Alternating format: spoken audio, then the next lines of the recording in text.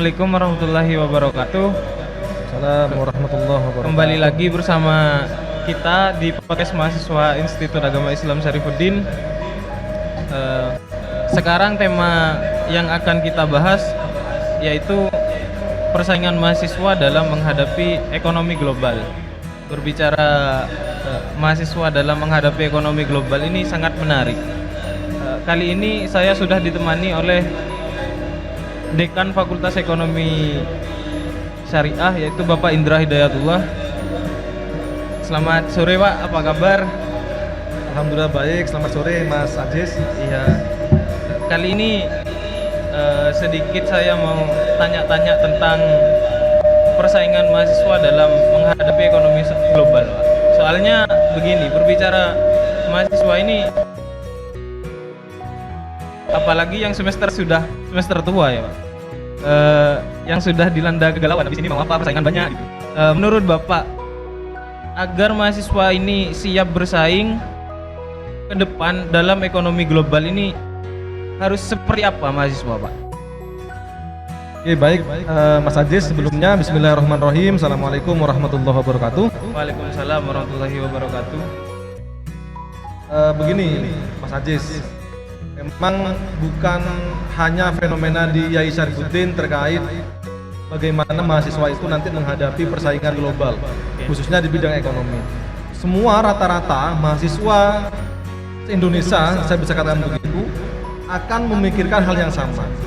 Apa yang akan dilakukan ketika lulus? Apa bekal yang akan disiapkan ketika lulus? Kalau hanya bekal ijazah, bukan jaminan. Kalau hanya bekal skill tanpa ijazah juga bukan jaminan. Jadi ijazah dan skill itu harus berjalan bersama. Punya ijazah sebagai tanda bahwasanya dia mampu dan punya basic skill. Skillnya adalah kemampuan individu yang dimiliki oleh mahasiswa. Jadi seperti itu, harus disiapkan dua ini. Mahasiswa harus memiliki ijazah dan juga skill sehingga nanti bisa bersaing di dunia global ketika lulus pastinya, Mas Aziz, begitu. Oke, begini Bapak. Soalnya mahasiswa sekarang ini seakan-akan apa ya, banyak yang berasumsi bahwa mahasiswa yang sekarang sama mahasiswa yang dulu itu beda gitu. Mahasiswa yang tahun 98 dulu sampai bisa menggulingkan pemerintah, tapi kalau mahasiswa yang sekarang kok hanya apa ya, kembali ke normalisasi kehidupan kampus ya, kuliah pulang gitu Bapak. Soalnya apa ya, kalau berbicara mahasiswa kan seharusnya banyak metode untuk mengembangkan skillnya. Seharusnya bagaimana mahasiswa agar lebih fokus untuk mengembangkan skill untuk pribadinya sendiri? Ya, sebenarnya mindset itu ada benarnya, ada salahnya. Sebenarnya eksistensi mahasiswa itu sama. Sejak zaman dulu, tahun 80-an, 90-an, bahkan zaman Zero hari ini sama eksistensinya. Hanya saja bagaimana cara mahasiswa membuktikan eksistensinya. Banyak hal yang harus dilakukan mahasiswa memang dewasa ini. Jadi kalau mahasiswa baru itu biasanya memang dibekali three agent mahasiswa. Ada mahasiswa sebagai analisa sosial, sebagai agen perubahan, juga sebagai pengontrol kebijakan pemerintah. Sama, zaman saya dulu kuliah pun sama. Kita aksi, kita juga belajar, kita juga memikirkan akademik. Jadi mahasiswa itu harus seimbang, harus bisa memanajemen waktunya, baik itu di bidang akademik maupun non akademik. Misalkan aktif di organisasi, karena memang mahasiswa itu pemuda yang spesial, Mas Aziz. Maha dan siswa, beda dengan siswa. Jadi kita itu punya kelebihan dibanding siswa. Kita itu adalah orang terpilih yang duduk di perguruan tinggi. Jadi tugas kita itu mahasiswa, selain belajar akademik, prestasi akademik, kita juga harus belajar bersosial.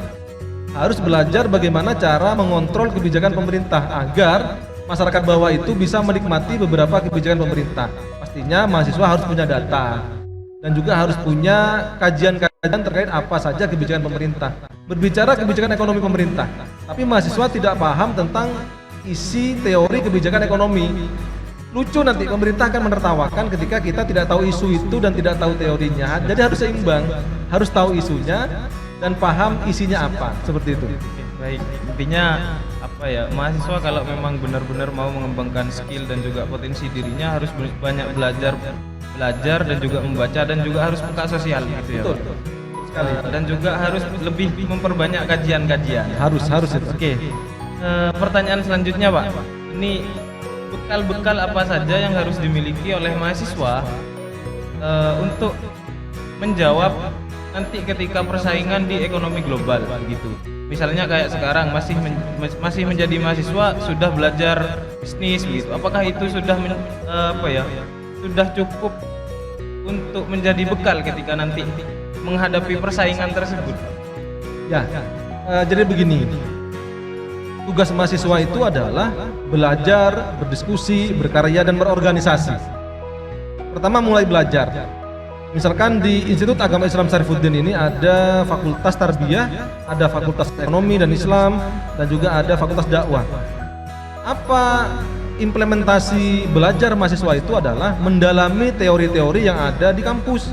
Misalkan tarbiyah, nanti outputnya adalah sebagai guru. Jika calon guru itu tidak memahami teori jadi guru bagaimana, metode pembelajaran bagaimana, ketika nanti lulus akan bingung bagaimana cara jadi guru. Begitu pula yang di ekonomi. Jika tidak tahu caranya pemasaran, tidak tahu membaca peluang di teorinya, itu nanti ketika lulus akan bingung nanti. Apa yang akan kita praktekkan ketika bersaing dengan pesaing lainnya. Begitu pula yang di dakwah, sama. Jadi teori-teori di pembelajaran itu harus dikuasai. Jadi bagaimana mahasiswa itu? Mahasiswa itu harus rajin belajar, yaitu dengan cara aktif berdiskusi di kelas dan masuknya aktif. Yang kedua adalah berdiskusi dan berkarya dan menulis. Jadi lucu kalau mahasiswa hari ini tidak bisa menulis. Kalau zaman saya kuliah dulu itu berlomba-lomba menulis di media massa. Karena selain kita berkarya, media massa itu juga akan memberikan fee kepada mahasiswa atau kelompok atau individu yang menulis di media massa. Waktu itu 400, lumayan lah dapat tambah-tambahan kiriman. Jadi mahasiswa itu dulu berkarya itu melalui tulisan.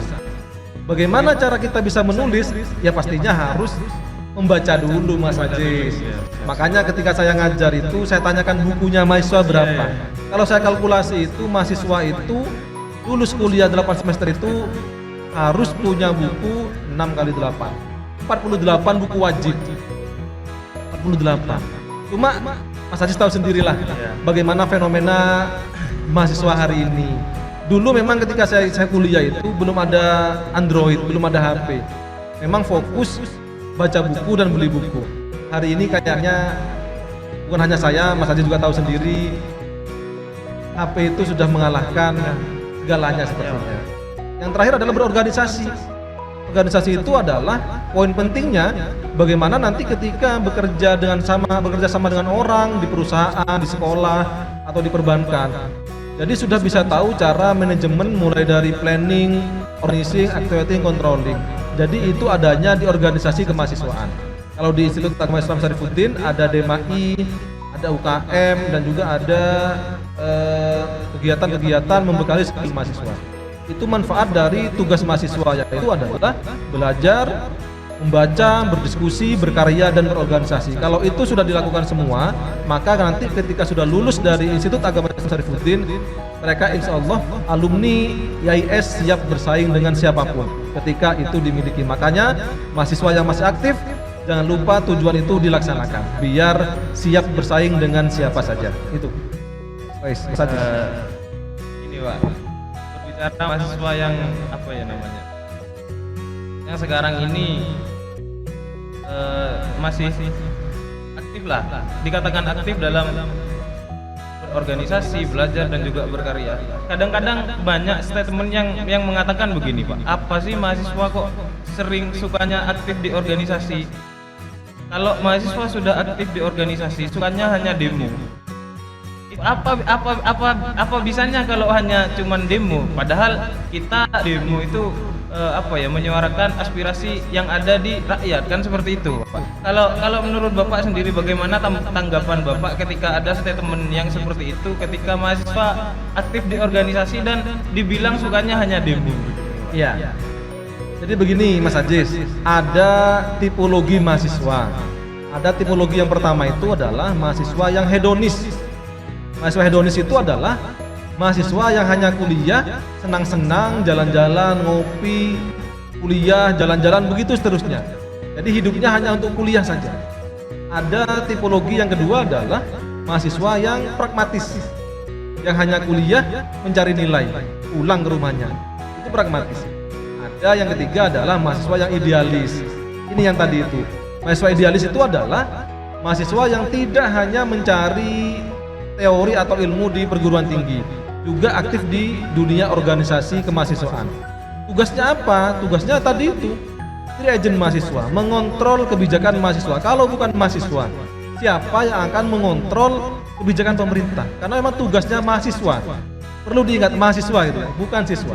Jadi mahasiswa itu adalah orang pemuda terpilih yang mempunyai kelebihan dibandingkan dengan pemuda-pemuda lainnya, karena dibekali beberapa teori analisa sosial yang ada di bangku kuliah. Sehingga kalau ada statement bahwasannya mahasiswa tugasnya adalah demo atau yang berorganisasi tugasnya hanya seperti itu salah. Malah yang aktif di organisasi itu, Mas Ajis, itu memiliki kelebihan daripada mahasiswa lainnya. Karena di dunia kerja nanti itu organisasi itu dipakai pasti, Mas Ajis. Sederhananya saja, menjadi moderator dalam rapat di sebuah tempat kerjanya. Kalau tidak biasa di organisasi, bingung itu nanti, pasti bingung. Itu hanya kecil, apalagi nanti disuruh membuat desain kegiatan sekolah misalkan. Kalau tidak di organisasi, tidak tahu teori itu, bagaimana teorinya. Begitu pula di ekonomi. Di ekonomi nanti di organisasi diajari bagaimana cara praktek berwirausaha, praktek mencari jaringan. Kalau itu sudah dimiliki, nanti ketika sudah di luar itu sudah bisa siap tarung sudah. Karena memang tugasnya mahasiswa itu berorganisasi. Akan merugi mahasiswa yang tidak aktif di organisasi. Ketika lulus kelak akan bingung bagaimana implementasi. Itu pasti digunakan di masyarakat. Bukan hanya di dunia kerja, di masyarakat pun digunakan tuh, Mas Ajis. Contoh sederhana, di masyarakat itu ada remaja masjid, ada takbir masjid. Itu butuh organisasi itu. Tidak sembarangan memilih orang itu. Makanya di organisasi di mahasiswa itu bukan hanya akan digunakan di dunia kerja, juga akan difungsikan di dunia masyarakat. Dunia asli kelak kita kembali ke masyarakat, Mas Ajis. Seperti itu. Sangat membuka sangat membuka pikiran kita ya sebagai mahasiswa. Tuh, teman-teman mahasiswa, memang kewajiban kita memang belajar, berdiskusi, berkarya dan juga berorganisasi. Itu sangat penting. Apa? Untuk menjawab nanti ketika persaingan, ketika sudah lulus kuliah begitu. Apalagi yang semester 8 ini, yang sudah mau lulus, Harus siap-siap yang sudah dilanda kegalauan mau kemana gitu. Oke Pak, mungkin ini bisa dikatakan pertanyaan terakhir ya Pak, karena waktunya juga sudah hampir malam, mau berbuka puasa kan Pak. Alhamdulillah. Ini bekal-bekal yang harus dimiliki. Oh sudah ini ya.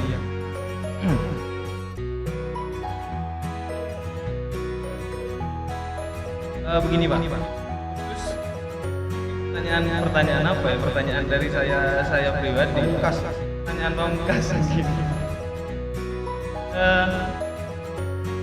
Banyak mahasiswa yang memilih jurusan ketika kuliah. Misal, saya sendiri memakai ambil jurusan di ekonomi syariah. Tapi ketika sudah belajar ekonomi, banyak yang diajarkan di fakultas ekonomi, tentunya seperti berwirausaha, belajar tentang manajemen perbankan bagaimana, manajemen pemasaran, etika bisnis Islam itu seperti apa, itu semua diajarkan. Tetapi banyak ketika lulus itu salah jurusan. Malah ada yang banyak menjadi politisi, banyak yang menjadi guru. Seperti itu, Pak. Salah mengambil jurusan. Karena kalau sudah pulang ke masyarakat itu mahasiswa sudah dianggap semuanya bisa gitu. Nah, mungkin Bapak bisa ngasih pendapat lah atau masukan kepada mahasiswa yang apa ya, ketika sudah lulus tidak sesuai dengan jurusannya gitu, Pak. Oke, Mas Ajis, ini fenomena sekali ini. Ya. Fenomena anak ekonomi ngajar, anak tarbiyah Ada di perbankan. berwirausaha di perbankan, begitu pula yang dari FDKI yang dakwah tidak sesuai dengan jurusan masing-masing. Yang pertama, yang harus dipegang oleh alumni atau mahasiswa jurusan adalah kemampuan yang ada di prodinya masing-masing. Karena prodi itu sudah ada capaian prodi. Akan jadi apa mahasiswa itu nanti ketika sudah lulus. Yang kedua adalah harus percaya diri dengan kemampuannya. Ketika saya tanya ke beberapa alumni yang sudah lulus yang bekerja tidak sesuai dengan fakultasnya itu, kenapa tidak ngajar? Tidak pede saya. Tidak pede, saya lebih pas di kewirausahaan. Yang ekonomi, kenapa tidak aktif di dunia perbankan atau kewirausahaan? Tidak pede, Pak. Saya lebih pede ketika ngajar. Nah, itu apa Mas Ajis? Jadi mahasiswa itu harus percaya diri dengan kemampuannya. Karena Institut Agama Islam Syarifuddin melalui beberapa fakultasnya sudah memberi teori, bekal, skill untuk menghadapi persaingan global. Jadi yang harus dipegang oleh alumni itu adalah mereka harus percaya diri dengan kemampuannya. Dan juga memang mindset di masyarakat itu adalah mahasiswa atau alumni mahasiswa itu harus bisa segala hal. Harus bisa segala hal. Kadang juga ada begini di masyarakat itu. Kalau selama dia tidak bersepatu, berarti alumni perguruan tinggi itu tidak sukses. Banyak mindset itu sehingga mahasiswa itu takut. Misalkan alumni ekonomi, meskipun dia berwirausaha, penghasilannya 10 juta per hari, selama dia tidak bersepatu, mindset masyarakat adalah dia tidak bekerja. Yang bersepatu setiap hari, yang gajinya sebulan misalkan 500 atau kurang, itu dia nggak bekerja. Jadi ukurannya masyarakat adalah berdasi atau bersepatu. Padahal banyak hal di luar sana yang bisa dikerjakan oleh mahasiswa. Titip saya adalah alumni itu bekerja sesuai dengan kemampuan skillnya masing-masing. Karena di kuliah sudah diajari beberapa kemampuan individu untuk bersaing. Misalkan nanti Mas Ajis alumni ekonomi dan mengajar, itu bonus. Bonus Mas Ajis aktif di organisasi dan bisa menyampaikan orasinya di depan siswa. Tapi jangan dilupakan, kemampuan asalnya adalah berwirausaha. Berwirausaha plus mengajar atau guru sekaligus pengajar, lebih hebat, tambah sukses. Dapat penghasilan dari guru, juga dapat penghasilan dari berwirausaha. Itu bisa dikolaborasi. Caranya adalah nanti bisa saling diskusi sesama alumni. Begitu pula yang FDKI yang dakwah. Di ilmu dakwah nanti juga bisa berwirausaha atau mengajar. Sama-sama bisa. Jadi mahasiswa itu adalah jangan bilang tidak ketika orang lain memberi kesempatan. Harus bisa. Tapi bisanya itu didasari oleh kemampuan yang mumpuni. Jangan tidak bisa cuma dibisa-bisakan, hancur jadinya nanti itu. Harus bisa itu. Harus pede dan punya basic skill yang mumpuni untuk bersaing. Itu alumni yang harus dipegang Mas Ajis. Terakhir ini Pak, tolong berikan masukan dan juga motivasi kepada teman-teman mahasiswa, tentunya mahasiswa di Institut Agama Islam Syarifuddin, apalagi sekarang sudah mau ada mahasiswa baru ya. Saya ucapkan selamat datang kepada mahasiswa baru. Mahasiswa itu memang kewajibannya seperti yang Bapak Indra sampaikan tadi, belajar, berdiskusi, berkarya dan berorganisasi. Nah, tolong saya mau minta kasih motivasi kepada mahasiswa Pak yang sekarang ini agar tidak kembali ke normalisasi kehidupan kampus gitu Pak, agar bisa semangat belajar, berdiskusi, berkarya dan juga berorganisasi. Mungkin terakhir Pak, paling terakhir. Ya, mereka calon maba Institut Agama Islam Syarifuddin adalah masih masa-masa transisi dari dunia seragam putih abu-abu ke tidak berseragam. Begini biasanya, mahasiswa baru itu di semester-semester awal mereka masih menikmati masa-masa transisi itu.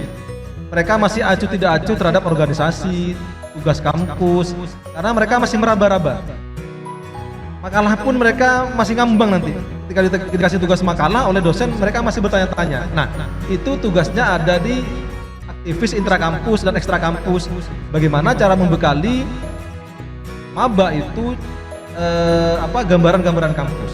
Itu bersinergi kampus, intrakampus, DMAI, DMAF dan maba.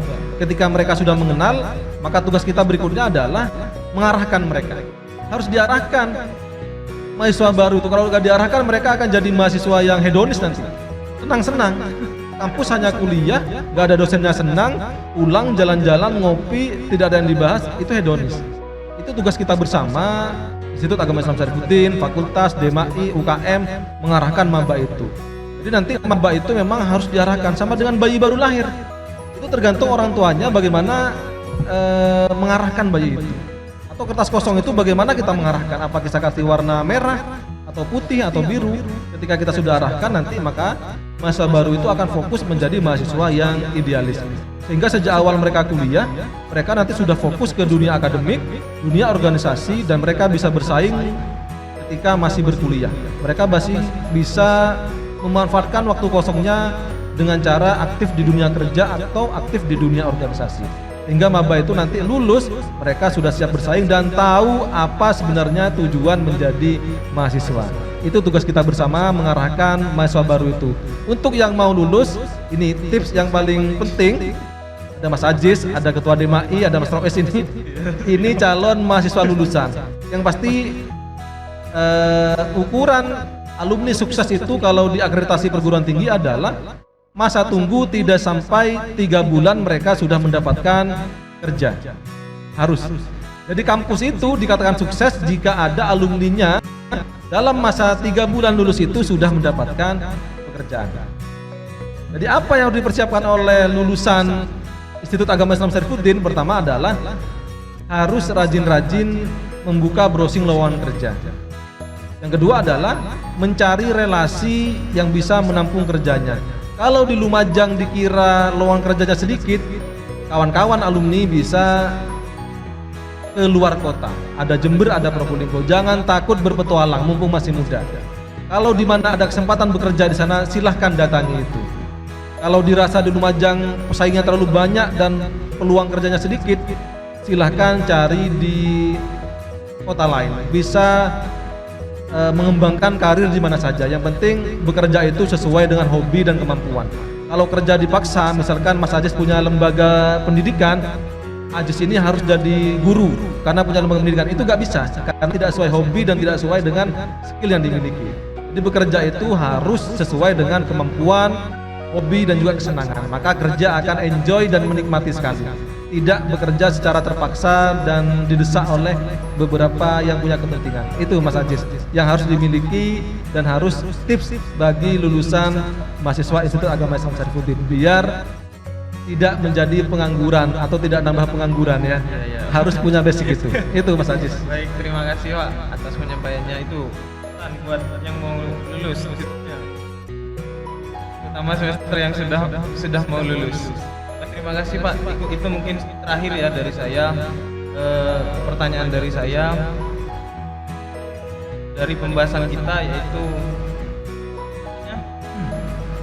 saingan mahasiswa dalam menghadapi ekonomi global. Gitu. Jadi dari apa yang disampaikan Bapak Indra tadi, mahasiswa itu harus menyiapkan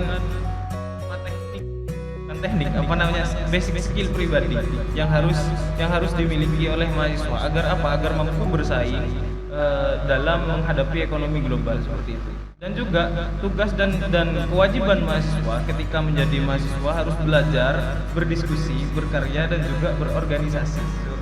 Agar apa? Agar bisa peka sosial dan juga bisa mengawal kebijakan pemerintah. Mungkin terima kasih Bapak, itu saja dari saya. Semoga DMAI tambah sukses ke depannya. Amin. Itu saja terakhir dari saya. Jumpa lagi di podcast mahasiswa minggu depan ya, di minggu depan. Saya tutup kalau ada salah mohon maaf. Wallahul muwaffiq ila aqwamit thoriq. Wassalamualaikum warahmatullahi wabarakatuh. Waalaikumsalam warahmatullahi wabarakatuh.